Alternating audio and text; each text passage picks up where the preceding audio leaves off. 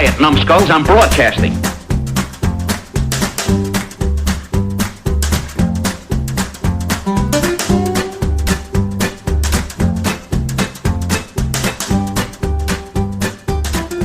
Hi, kids, and welcome back to Grumpy Nostalgia, the Second Look Cinema podcast, the show where we go back to that blockbuster new release wall in our memory, grab a copy off the shelf, put in the old VCR and see what time was done to it, but more accurately, what time is done to us. I'm Justin, that's Mike. Guten Abend. And we're here to help you navigate those landmines down memory lane. So, Mike, we're back. Yes, and you have something exciting for us this time. Yeah, we sure do. So first things first, Mike. I just want to make sure that your state of mind. I hope that you're not bringing any kind of emotional baggage into the show this week, like last week. No, all cleared up. I am all right. I am at top of my game right now. Okay, for those of you that may be listening for the first time, well, first of all, where you been at? Second of all, welcome to the show. We're happy to have you. But on the last episode, Mike had some issues with some of his performance from the previous show, and kind of felt the need to have a cathartic emotional manifesto, clear the air, and we just pouring support in for that confession. So, Mike, we really appreciate your courage from that last. Thank you. But I'm glad you're in a better place, honey. So that's good to know. But if you are listening for the first time, thanks for listening. We encourage you to check our back catalog. There's some fun episodes there you can get caught up on. Download them on your phone, listen to in your car on your commute to work. Make it a little less tedious. For those of you that are actually even going to the office anymore, a lot of people are still working from home. Lucky. Yeah. Well, not coincidentally, this movie is kind of a good example of some of the pitfalls of working from home. Cabin fever. Yeah. Of course, we're talking about The Shining. We're going to look at The Shining this week. We're going to go way back to 1980. So just a little behind the scenes, me and Mike have, the next 5 or 6 shows on the docket kind of lined up. But the last couple of weeks, we were kind of unsure what we wanted to talk about. Last week kind of fell into place easily because we had Doctor Strange was coming out. We could look at Superman 2, and try to explore the contrast between today's superhero movies and the ones back in the day, as the kids say. But this one was a little more challenging. But we started to dig through the newspaper, and we saw that we noticed there's yet another unnecessary horror remake coming out this week. The Stephen King classic Firestarter is going to be in theaters this week, and we started talking about horror films as a genre in general. So, Mike, we're pretty good fans of horror. We've been to several conventions in our past decade or so, and the horror fans are part of those things as always. They're a fun group. We've seen them in the wild, and they're good people. And I think they're better to the genre than the genre is to them sometimes, Mike. Horror is kind of a hit or miss. Yeah, when it's bad, it's terrible. Yeah, they're stinkeroos, I think, as you so aptly put a couple of weeks ago. But I think one of the pitfalls of that is just it's kind of formulaic. All horror movies are kind of formulaic. You've heard the old adage that there's only 7 types of jokes. Like every joke you may hear is just some derivative of this 7 core. But I think the same thing can be said for horror. There's really only about 3 horror types, movies types. I think the ghost or the supernatural film.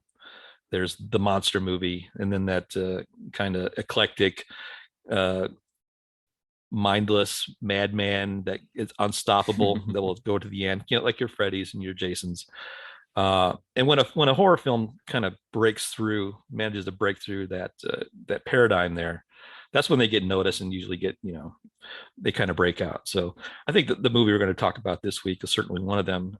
There's a handful, I think, in the last couple of decades, Mike, that might pop out, like Blair Witch is a good example. The Blair Witch Project, the first or one. What was the Paranormal Activity? Isn't that what I think of? The kind of the found footage, or exactly. They kind of launched a subgenre, which the horror audience was just so anxious to see something new that they just embraced that immediately. And of course, flattery is the sincerest form of larceny.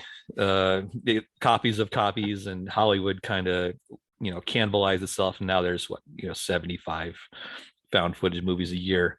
But there's a few that break out, and I think for this show we had to go back 42 years to find one of the better ones. But we're going to talk about The Shining this week, Mike.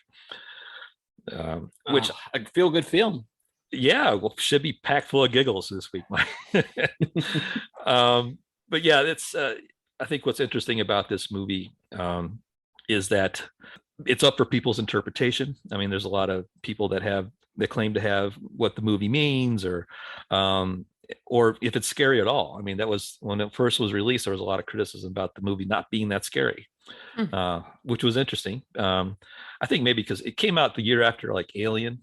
Oh yeah. Which was in theaters, and that's kind of what audiences suspected from a horror film. Maybe we had I think Friday 13th and Halloween were same. Yeah, and then I think that's coming off maybe 5 or 6 years from The Exorcist, which kind of really set the cinematic standard for movie horror. But this one has an interesting story behind it, and I guess we'll just get right into it, right, Mike? Sure, let's go. Okay.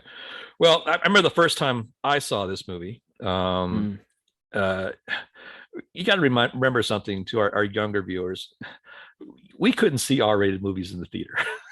There used to be like rules. So I think the first time I probably saw this was on an ABC Sunday night movie edited for television.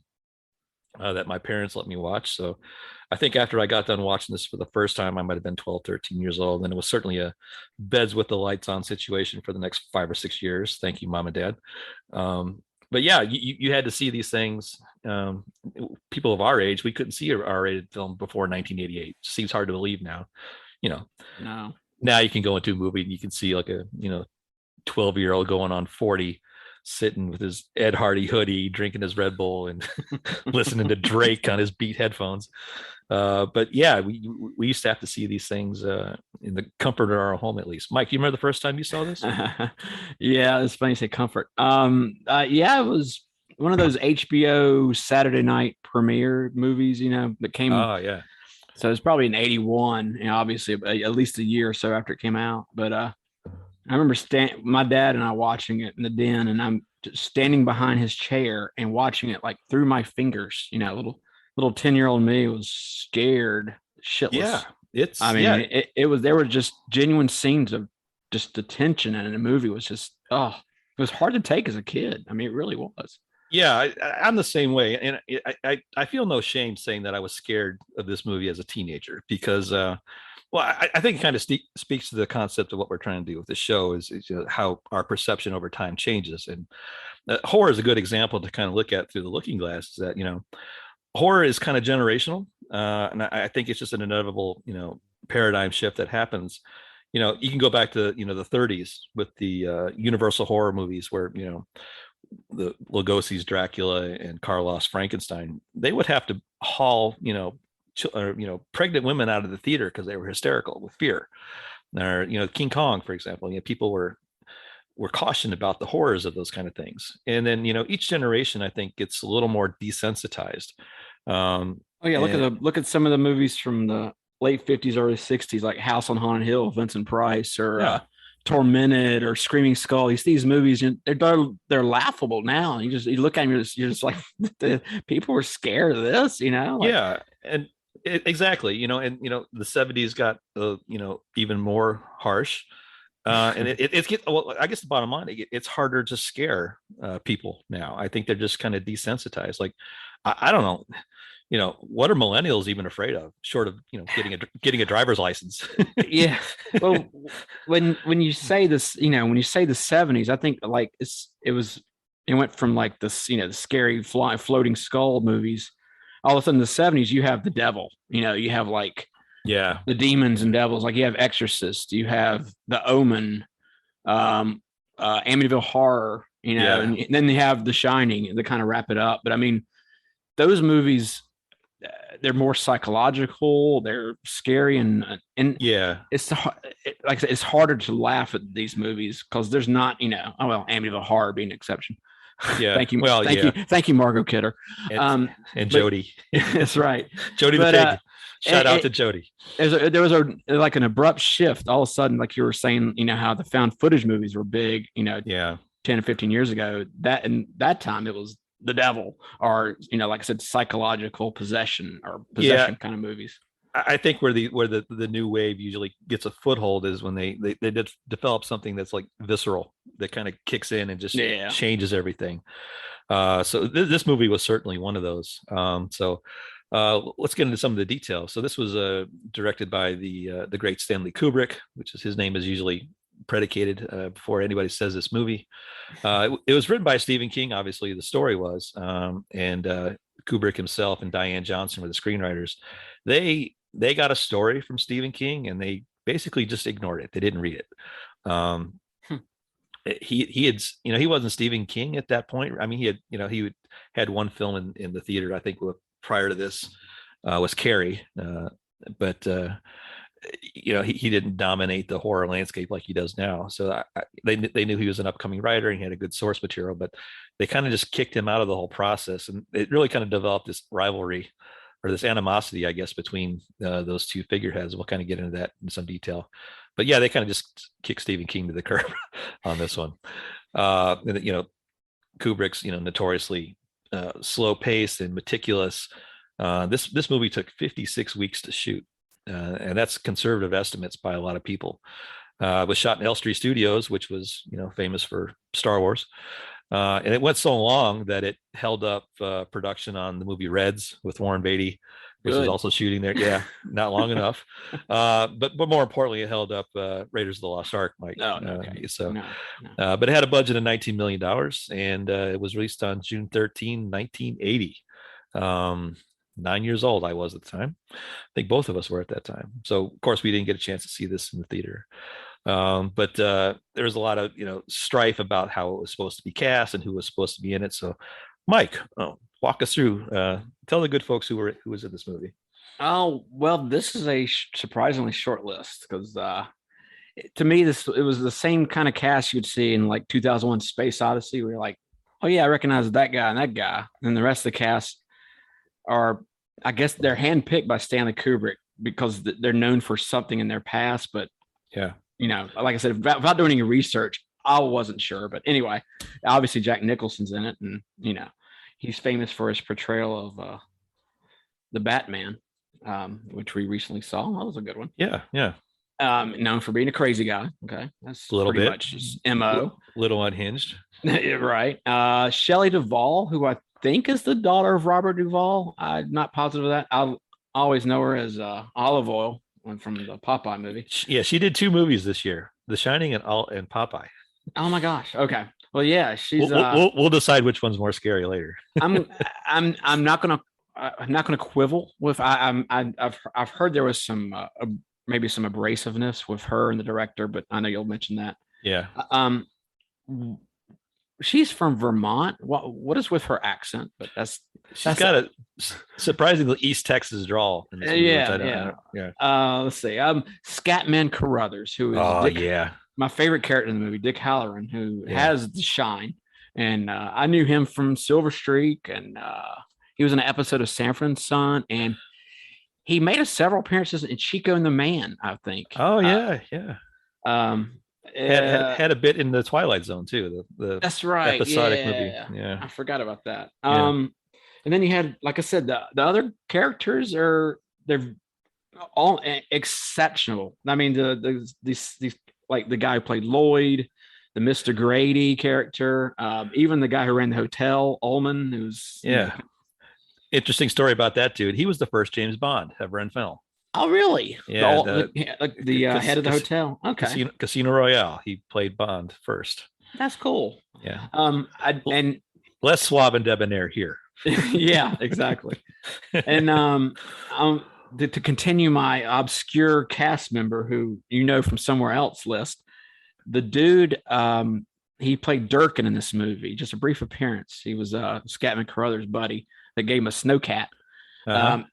I recognize him. I think he's the guy who was Apollo Creed's trainer in Rocky movies. You are dead correct, sir. Yes. Nice pick. Okay. I don't want to look. Like I said, I have a promise to keep it not looking this stuff up. And I saw him. I was like, wait, no, that's him. And okay, good. And quick question.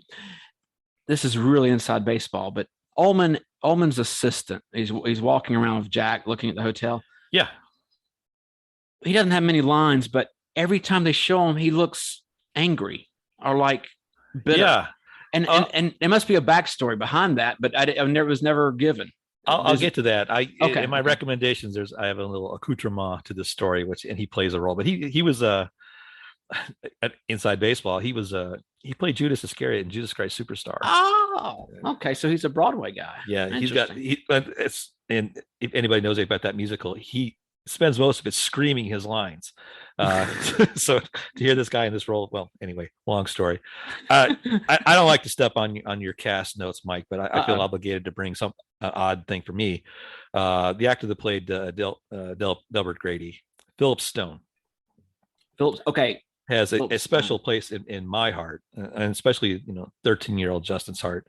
He played the high priest that married Dale Arden to Ming the Merciless in the 1980 Flash Gordon. No in way. the 82 classic that we will ultimately cover at some point.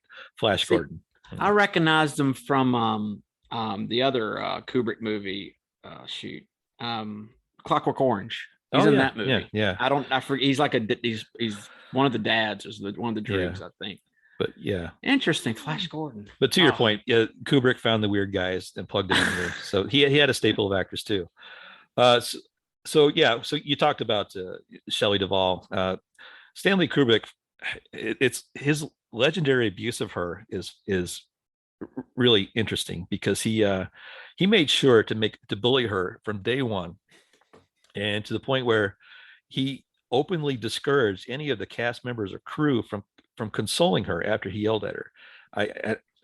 Is it part of is it method acting, to make her more uneased? Well, I think that's what everybody tells themselves, so they can go to bed at night. But yeah, but he was notoriously hard on her, to the point where she had psychotic breakdowns and lost some of her hair and all that stuff, even worse than she did on Dr. Phil all those years later. Dr. Phil, that big hunk of hot garbage. So one thing I thought was cool, this film invented the technology of the Steadicam, which you can tell. One of the standout aesthetics of this film is the motion of the camera, and they developed a Steadicam for that. I didn't mention them in the cast list, but as much trouble as Shelley Duvall gave Stanley Kubrick, I can't imagine a guy this hard ass directing a little kid in a movie. Was there any kind of problems with the kid? Well, that was completely. He took a real fatherly role, and Danny. He wasn't told that this was a horror movie. He was just told that it was a drama, and he only got to see certain scenes. Kubrick took a huge liking to him, and just really, and so did Nicholson, for that fact. They really kind of, because I couldn't think of a Kubrick movie where he had to direct a kid. Not really, no.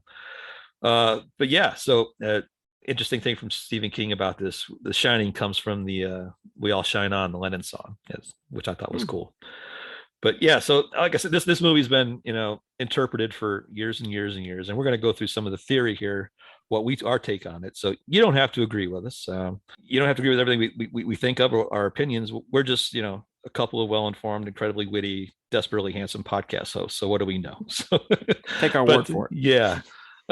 Having said all that, let's get into it, Mike. What do you say? You're scared of room 237, ain't you? Oh yeah, wasn't that a baller move? All right, let's get through it. Mike, hit the button. So we open up with this famous, iconic tracking shot of this yellow slug bug driving through the Mountain Valley Pass, and the music kind of paralyzes you from the first frame, and you already know it's like, check please, this is scary. It's just not going to be pleasant.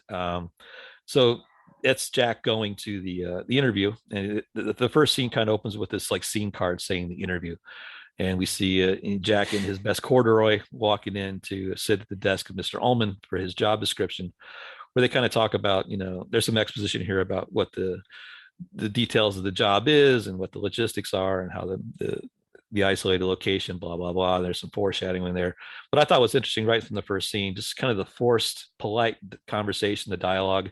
You can tell that just something just doesn't sit right already.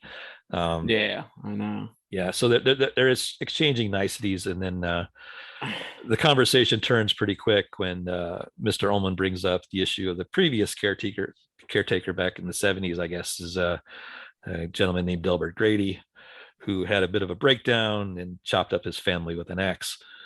So there, we're not even out of the first 5 minutes, and that's kind of sets the tone. So, but Jack's interested in the opportunity. He wants some peace and quiet to write a book, and he feels that his family's up for the challenge. So he smiles, and then we cut back to their little starter apartment back in Denver. We see his young son Danny up on the stool brushing his teeth, and he's talking to his little friend Tony, who's manifested by Danny wiggling his little finger, doing his little creaky voice.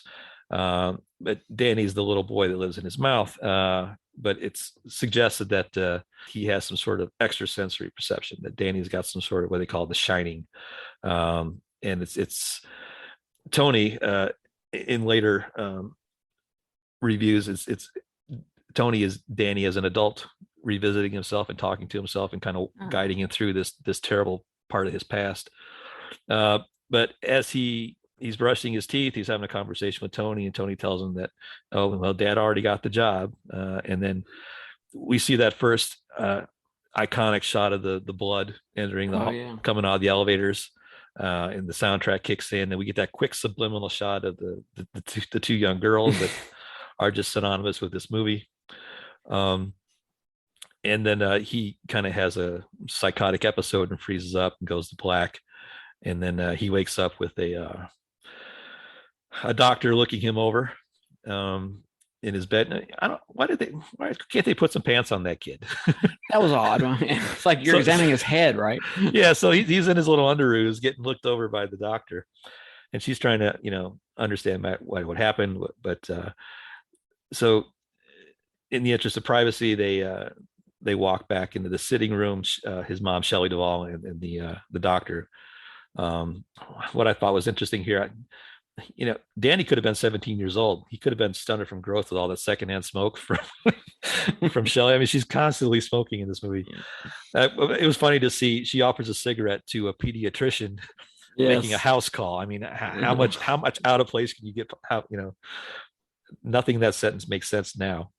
But they have a little conversation, and it comes out that there's a history of violence and alcoholism that Wendy tries to pass off and tries to cover, but you can tell she doesn't have any real closure, and quite a bit of anxiety about the situation where Jack had injured Danny. And you can just tell right there that we're at DEFCON 2 already. It's just not, there's a lot of stuff left that just not, again, just stacking on. This doesn't feel right. So the next thing they pack up the family and drive back out to the Overlook Hotel, and Jack's got Wendy and Danny in the back of the car, and they're driving there and having a quick conversation. You can just tell that even here, Jack is just, there's a little agitation and shortness with his family already. He's not even at the hotel. Just detached, Yeah. from. Yeah. But they end up getting to the hotel, and they get, the staff is clearing out, and they get a chance to meet with the management team that's still there before everybody leaves, and kind of go through how to change the boiler. And this is where they're introduced to Scatman Crothers playing Dick Halloran, who's the hotel chef. And he kind of takes Danny aside as they're walking through the pantry with Wendy, and we see that Scatman has the shine too. And as he's kind of a conversation with Wendy, he uses some telepathy to talk to Danny, asks him if he wants some ice cream, and Danny freaks out because he didn't think there's anybody else in the world that did that. So as they kind of set up, he takes them for a little walk, and they're sitting around on the table eating their ice cream. And Halloran's trying to get Danny to talk about it, but Danny says he's not supposed to, and he's very reluctant. So, and at one point in this conversation, I thought was kind of cool, Mike, is Scatman's pushing him for answers, and then Danny says, "Well, are you afraid of room 217?" Yeah. Uh-huh. Like, cash me outside. How about that? Just does, he calls him on it. And then the conversation takes a real quick turn. But yeah, so all of a sudden, room 237 turns into the MacGuffin. There's something about that room. We don't know what it is, but it's not going to be pleasant. So it kind of just abruptly end the scene there, and they kind of jump to a month later where they're having breakfast in bed, and they're kind of getting used to their surroundings and kind of enjoying it. It's kind of the honeymoon period where, I enjoyed the world's largest can of fruit cocktail that she opens. Oh yeah. But she brings Jack breakfast in bed, and it's like 11:30 because they're staying up all night, not really doing anything. And it's he's been there a month and hasn't done any writing, still not writing like Fran Lebowitz. But there's this ethereal music where that kicks in. And I was good. I was not to be, not to go back too far, but it was funny that the irony was that earlier Wendy, the Shelley Duvall character, is reading Catcher in the Rye. Yeah. And one of the first scenes you see her. And then you realize, okay, this is about somebody who can't write a book, and J.D. Salinger was notorious for not, doing a follow-up to Catcher in the Rye. So I thought it was kind of funny. Like, I don't know if some of the placement of things in this movie or some of the things that happen, you're not sure if it was on purpose by Kubrick or not, but that was pretty clever if it was. Well, that's what's so cool about this movie. There's so many ways to interpret it kind of invented the Easter egg, Yeah. It's really kind of cool. But she's trying to convince him to take Danny and him on a walk, the hedge mage, which is outside, which is fantastic little effect. But Jack says, no, thank you.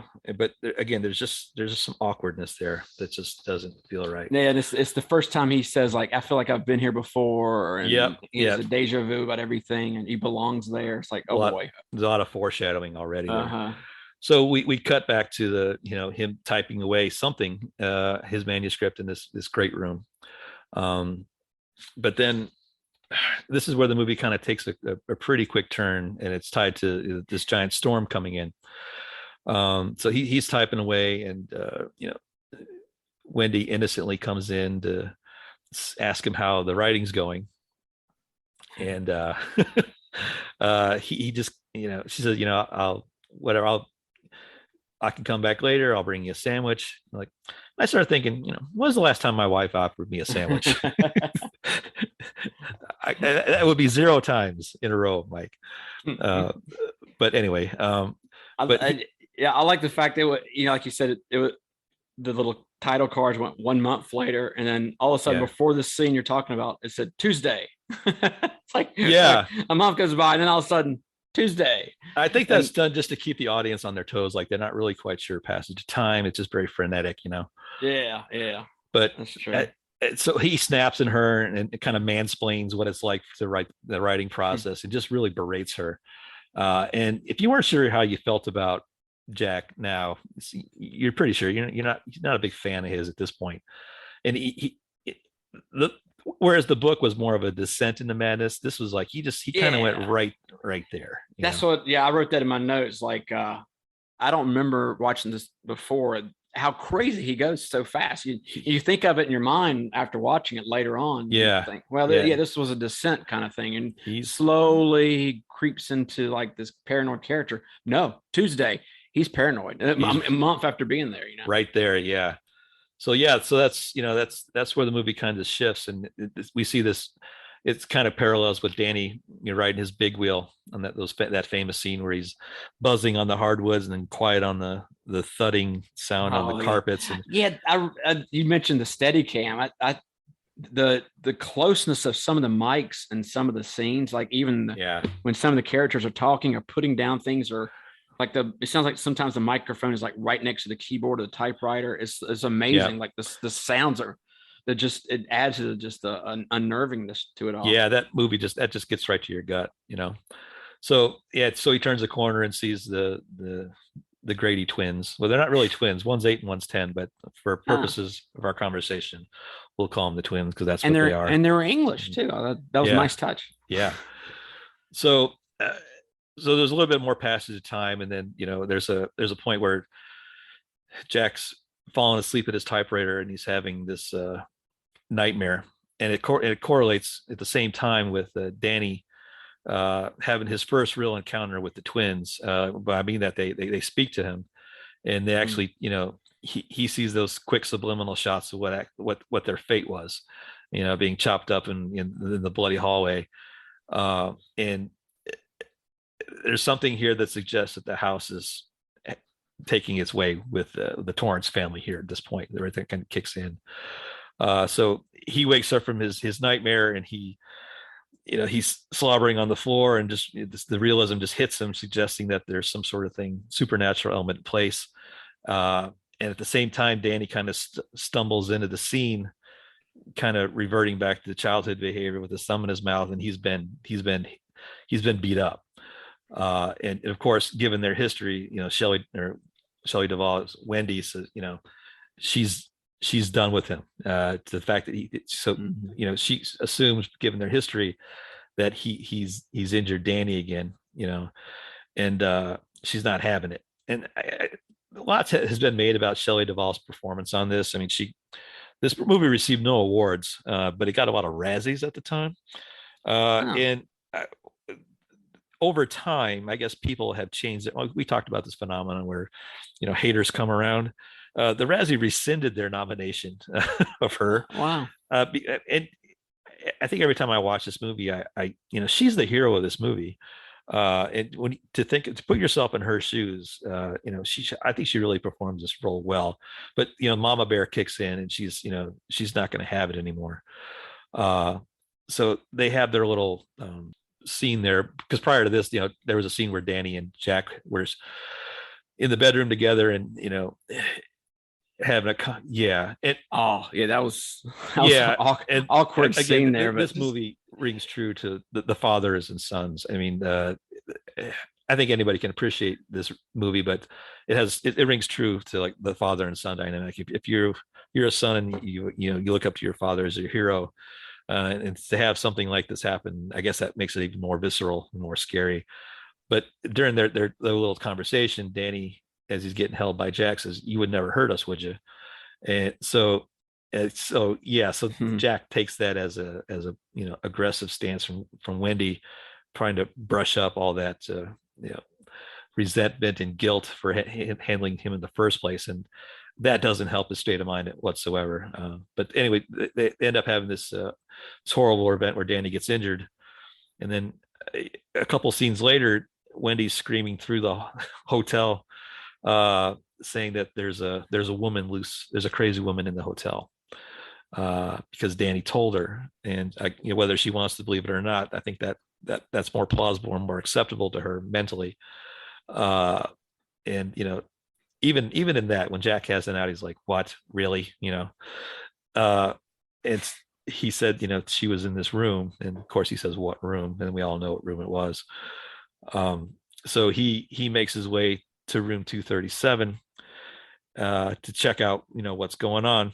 And while he's doing this, we cut back to Dick Halloran's Miami apartment and his amazing artwork, Mike. The only I wrote this down. The only moment of levity in the movie was Scatman's decor in that. It's apartment. Not the least tacky of all time, but it's close.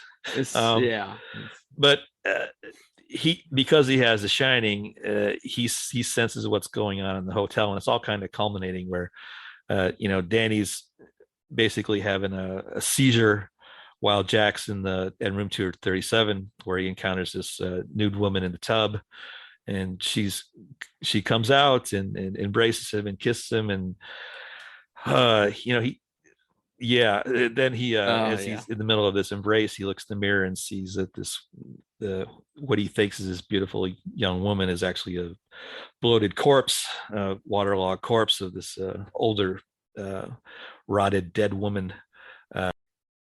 So things are going really well at this point, right, Mike? Oh yeah. So after this kind of blows up, they kind of separate, obviously, to try to cool down, and Mike, Jack decides he's going to go back to the ballroom and have a drink. And this is really kind of the descent to his madness. Yes. He goes to the bar, and that's where he starts to see this apparition of who we're left to assume is the amalgamation of all the bartenders he had back in the day. Seemed like they kind of know each other already. But yeah, so this is he knew Lloyd's name already. It was like he'd been there before almost. Yeah.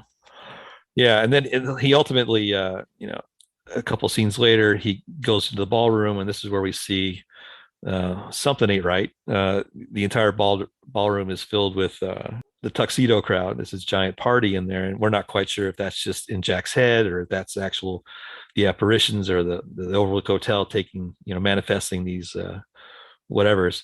But as he's walking around, he gets bumped into by a butler. He calls old Jeeves because every butler is named Jeeves. And he gets some avocado spilled on him, and the butler asks him to come into the restroom so he can kind of clean him up. And for some reason, Jack starts to understand that this is he should know this guy, and he recognizes him as Delbert Grady, the previous caretaker. And at first, Delbert's like, "No, I got the wrong guy. Sorry," but he wears on him and beats him down. And gets the truth out of this guy. And it's here where Jack kind of understands his quote unquote mission, where Delbert tells him that it's your responsibility to protect the hotel and all its secrets. And he needs to do what he did to correct some behavior. He corrected his young daughters who tried to set the place on fire. So he took care of that. So he kind of very politely tells Jack what his mission needs to be, and it's just kind of understood that Jack's this is where Jack is gone. We've lost him at this point. So at this point, Dick's in Miami, and he's catching the first plane to Denver because he's concerned that given what he's seen, Danny's even seen it worse. Danny's actually a little bit strong because Danny's seen more manifestations than Dick has. So he's hauling ass back to Denver, and during this time, Jack finds a nice axe, and he goes down and destroys the only way to communicate with the outside world. Mike takes out the is it a ham radio or a CB? Yeah. I think it's a ham radio. Yeah. He takes out the transistors. In it. I'm not sure. Yeah. For our younger listeners, before we had 2 ways and cell phones, we had CB radios. Mike, can you explain what a CB radio is? Yeah. Breaker. We got a convoy. Yeah, it's right. It's a way of communication. Wrong. Say. It's a way for truck drivers to people used to use. Keep the Smokies from putting you in the pokey.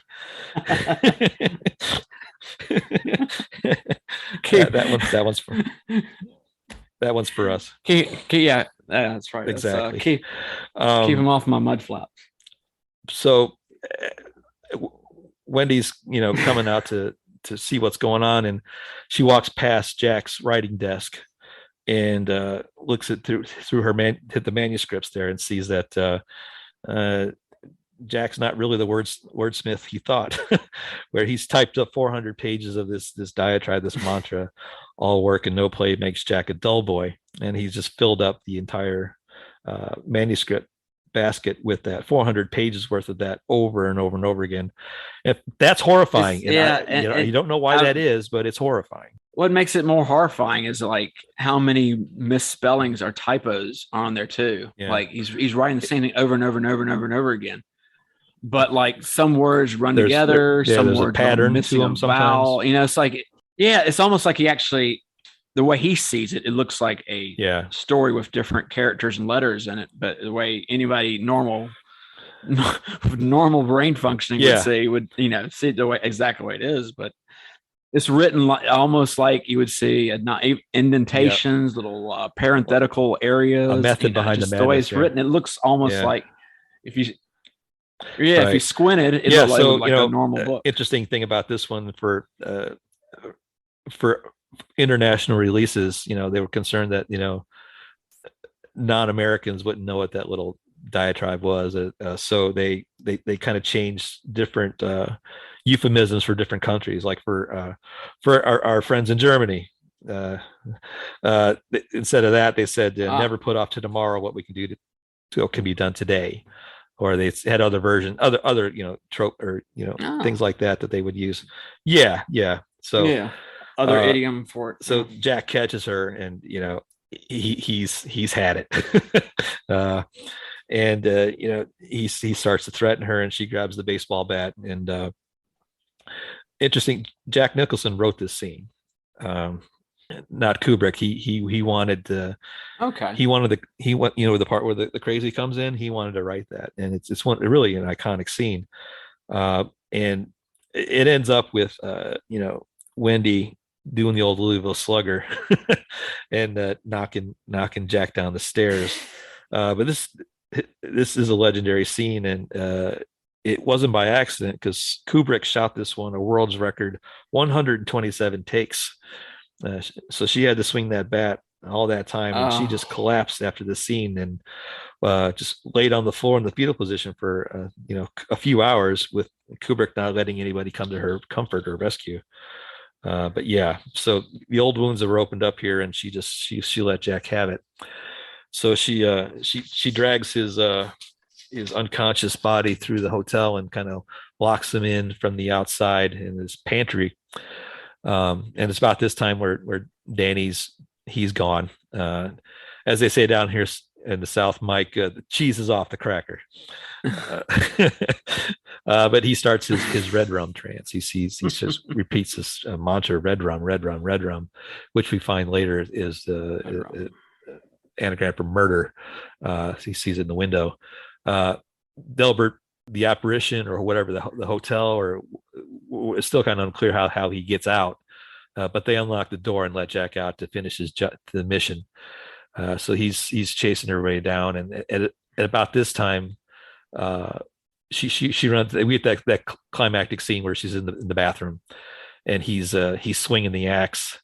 And that famous camera tracking shot of the axe swinging from the left to the right, which is yeah. Uh-huh.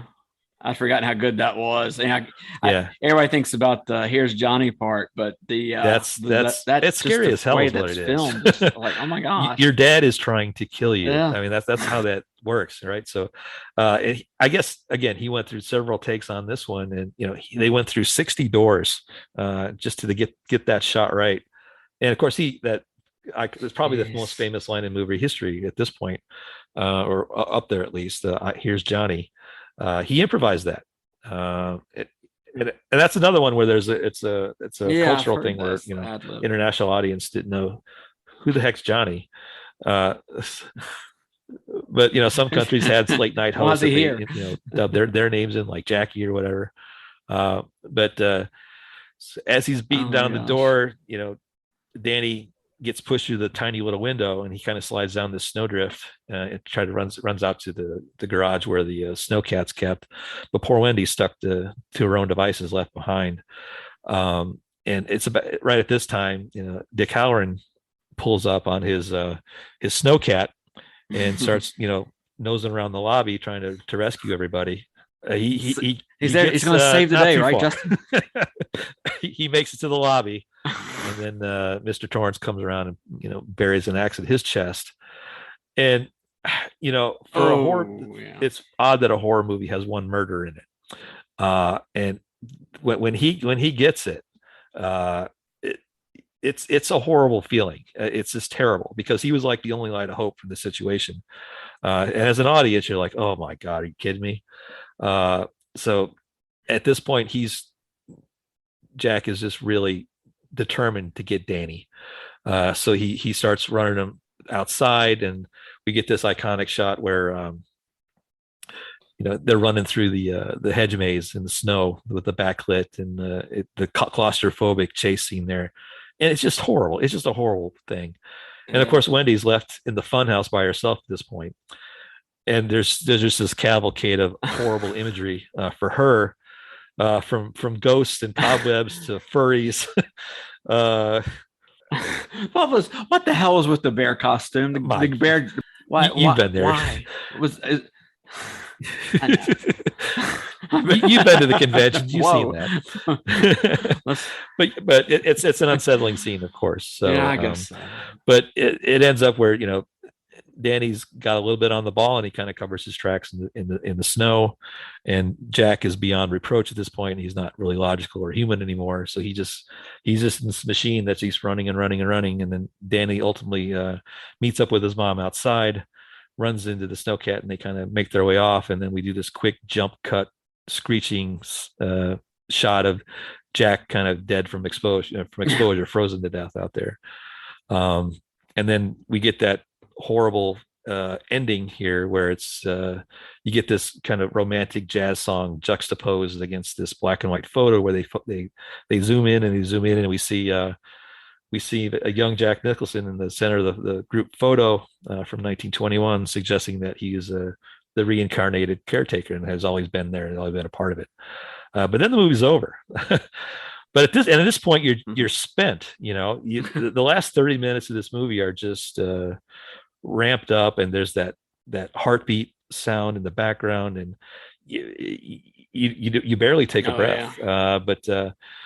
Yeah. So that's the end of this little laugh riot.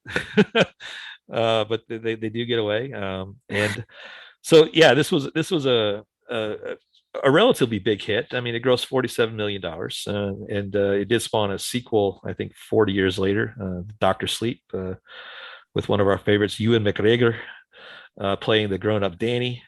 But yeah, it wasn't very critically well received. Audiences were supported it, but critically, it was not well received in most circles. Generally, audience didn't feel it was scary enough. It certainly wasn't well received by Stephen King. It started out, the relationship with Kubrick and him started out with him not reading the script, but there's tales of Kubrick calling Stephen King at all hours of the night, asking him questions not necessarily related to the script, but just questions about the film and where they would go. But Stephen King's never really liked the film, never been a big fan of it. To the point where he had to wrestle the rights back from Stanley Kubrick to make the miniseries. I think was in 20s, which was more faithful to the novel. But yeah, it's right. Falls I remember watching flat, that on ABC. It's like the dad is totally different in the movie. In that version of the movie, he was almost approachable, or and he has a kind of a redemption arc there at the very end. It's not this full-on psychological thing that it was. It's more like the book. I read this book when I was in college, and again, my relationship with my father was at that time was wounded but getting better, and like every son's relationship with his father, at some point you're trying to break free, become your own man, and but it kind of puts things in perspective. But this was a scary book to read for sure, but this again, visceral, seminal moments that kind of captures how you feel about those kind of things. I got a question, but that's the end, Mike. What book do you think he was trying to write? What did he go up there to write? What was Jack trying to? What was this? What do you think he was, a horror writer? Do you think he was a historian? It's hard for me to a lot. I'm just kind of curious. What do you think? Why he was a school teacher? Obviously, I didn't know. It's hard for me to remember my original opinion because I kind of immersed myself in all the lore of this. But it suggested that he was a playwright. Okay, and he was trying to write a play. And in the book, at least, he had found these scrapbooks about the hotel, and he thought there was he was basically trying to write the story of this hotel. That's another kind of I guess book detail. And isn't the hotel supposed to blow up in the book like that? Is it something to do with the boiler? Yeah, the boilers blow up. The boilers blow up and ruin the hotel, and that's one of the many differences between the film. And so Kubrick didn't have any time for that. he ain't got time for that. He's got people to kill. Right. I mean, the result was a carefully crafted, just well done movie. It's like I said, as someone like me who's never read the book, you watch it, and as a standalone movie, it's fantastic, unnerving as hell. But at the risk of sounding pretentious, I mean, it's a masterpiece. It really is. I mean, it's inevitably on everybody's top 3 list horror film of all time. If it's usually not the first, it's usually the second. It's just the aesthetic of this movie has been copied over and over. It's just really kind of a groundbreaking master class of filmmaking at this point. So So hey, so let's kind of go back and let's talk about let's put it through the grumpy meter, Mike. So I'll go first real quick. First time I saw this, I was scared beyond reproach. So it's hard to give it a rating. So I'm just gonna say your standard 4.5 out of 5, because anything that sticks with you, any film that makes you remember it, I think by default is a good movie. Yeah.